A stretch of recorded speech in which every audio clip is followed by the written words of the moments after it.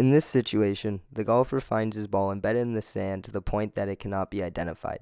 First, he will mark it with a tee and move the sand away from his ball to find his marking. Once his marking is found, the lie is recreated with the sand, and he proceeds with playing his shot.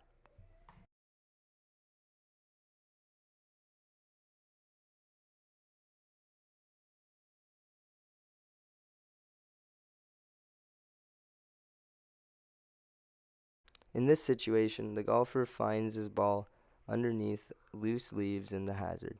The golfer is able to move the leaves to identify if it is his ball. Once the ball is identified as the golfer's, he may proceed with hitting the shot or take a drop under the hazards rule.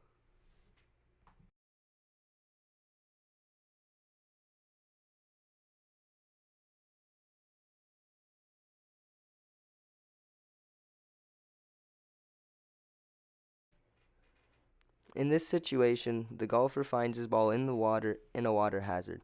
The player may, without a penalty, use any of his clubs to try and get the ball out of the water or to identify if it's his ball.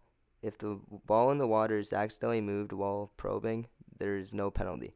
The ball must be placed unless the player elects to proceed under Rule 26-1. If the moved ball was not lying in the water or the ball was accidentally moved by the player other than while probing, Rule 18-2A applies. Penalty for breach of Rule 12-1 in match play is loss of a hole, or in stroke play, 2-stroke penalty.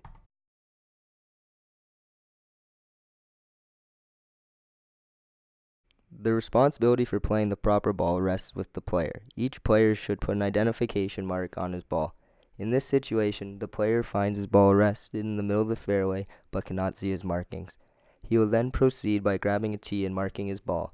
Then, picking up the ball, he identifies his markings and identifies the ball as his. The ball is then replaced and the lie is recreated and hits his shot. Penalty for breach of Rule 12-2 in match play is loss of a hole, and in stroke play, a 2-stroke penalty.